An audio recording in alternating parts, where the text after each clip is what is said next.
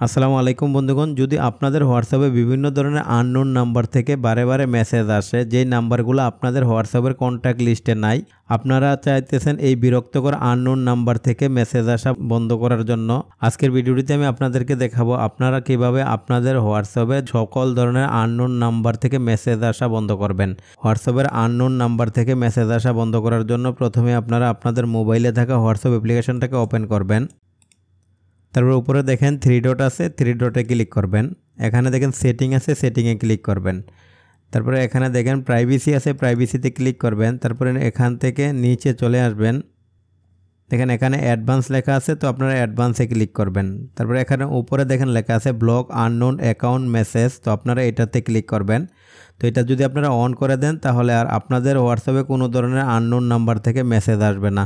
তো এই ছিল আজকের ভিডিওটিতে। আশা করি ভিডিওটি আপনাদের ভালো লেগেছে। ভালো লাগলে চ্যানেলটিকে সাবস্ক্রাইব করবেন, লাইক শেয়ার কমেন্ট করবেন। ধন্যবাদ।